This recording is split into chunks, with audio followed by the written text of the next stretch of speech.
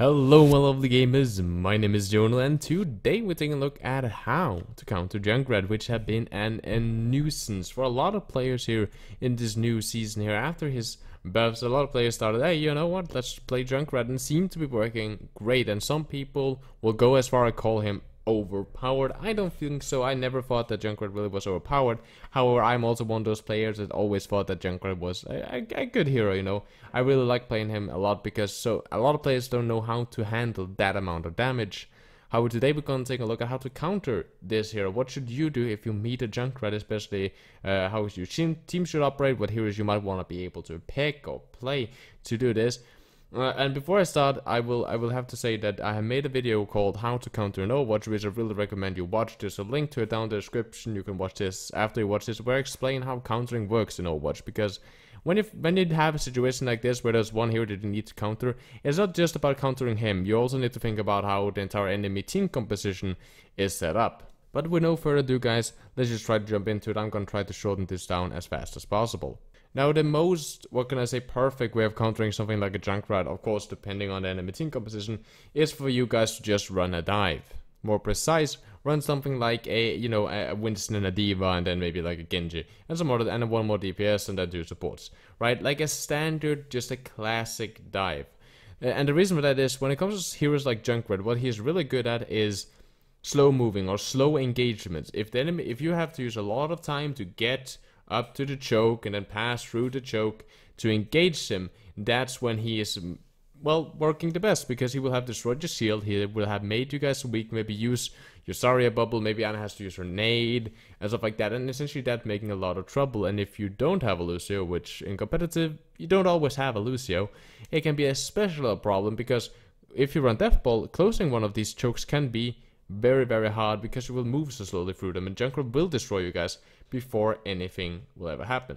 But of course, running a dive is not something that will always happen in comp. Even though I recommend you get a friend that can play Winston, and then you can play D.Va, or you can play Genji, or something, and then maybe that can work out great as a little duo combo or whatever. The more pre-match you can get, the more certain you know that, okay, we can run these team compositions. But if you don't have this, if you can't run a dive, what heroes should you play? And there's a lot of heroes that you can play, and I'll try to go over, you know, most of them, and really tell you guys how to destroy this Junkrat.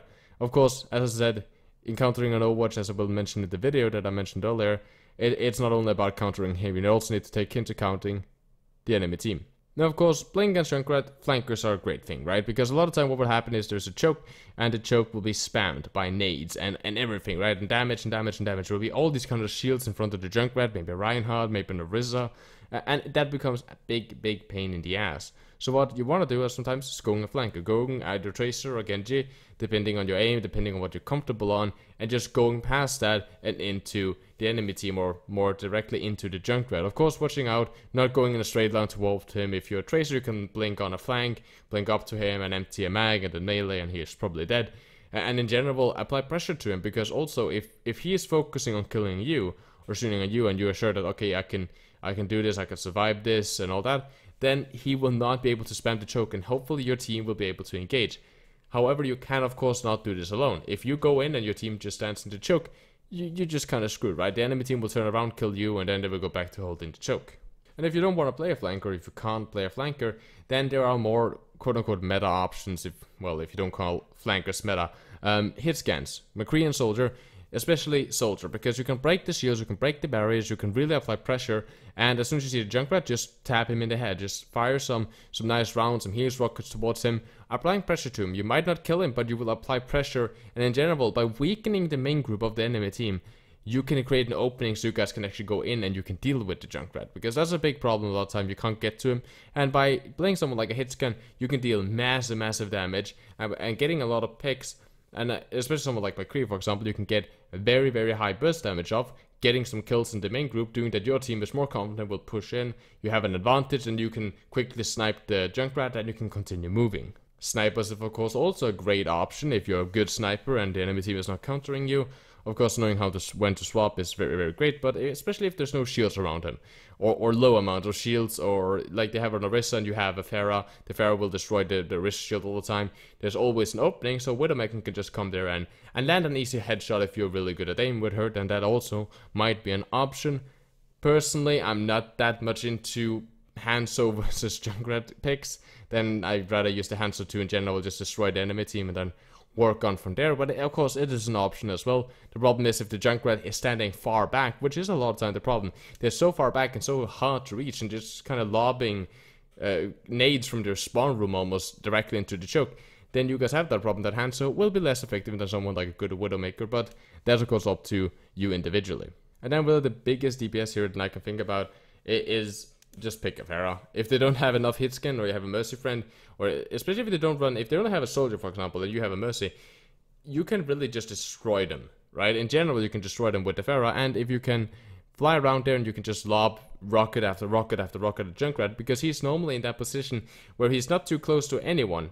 A lot of time that's the problem with the Junkrats. They have really bad positioning and therefore they're very easily picked off. So flying around with that Pharah insanely just applies pressure to the entire enemy team, and also hopefully makes not just the Junkrat less powerful because you have two players flying around in the air and he's dying all the time, but also the fact that the enemy team hopefully will start flaming the Junkrat for not, well, playing a hit scan. They'll be like, oh, why don't you play hit scan?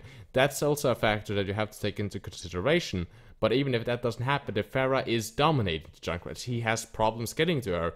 It's not possible, don't get cocky and get too close, but it's really, really hard for Junkrat to wreck a Pharah. When it comes to tanks, as I talked about, D.Va is great to absorbing if you have an aggressive team. Winston can leap over, separating, getting picks, and also picking out the Junkrat. However, notice that when you dive him, if you don't have a D.Va to put defense matrix around you, he will a lot and just toss a mine in your face and boop you away. Therefore, getting this D.Va to fly with defense matrix around you as a Winston, it is really nice. Of course, if you play Zarya, you will always be at 100 charge, which in itself can be nice. You don't even need to kill the Junkrat, you just kill the entire enemy team, and then you kill the Junkrat. So most tanks are actually viable. The only one that I don't really find viable is someone like Orisa and theoretically Reinhardt. Depending on how your team plays and how much pressure you can put on the Junkrat, how much spam they have besides the Junkrat. So if they have Orisa and Soldier and Junkrat, then you might want to reconsider the Reinhardt pick there. But in general, most tanks are really viable as long as they are not really shield heavy tanks that they're just gonna stand there and take a lot of poke damage. And yes, of course, a support player that you guys can pick, of course, Zenyatta. Just mark the Junkrat and mag him down. Like, in general, you make everyone's job easier to kill him, you make everyone else easy for him to kill.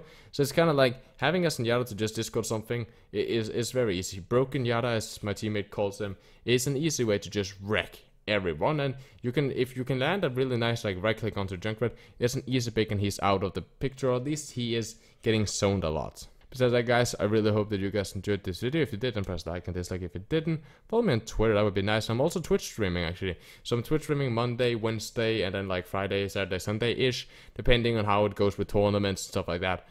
So I really hope that you guys will take a look in. There's a link to my Twitch down in the description with the times when I'm going live. So on your opinion, what do you think of Junkrat this season? Do you think it's broken? Do you think it's kind of OP? What do you feel? Have you played him yourself? And in general, guys, I hope you have a lovely gaming experience. My name is Jonal, and as always, keep the enemy in your crosshair.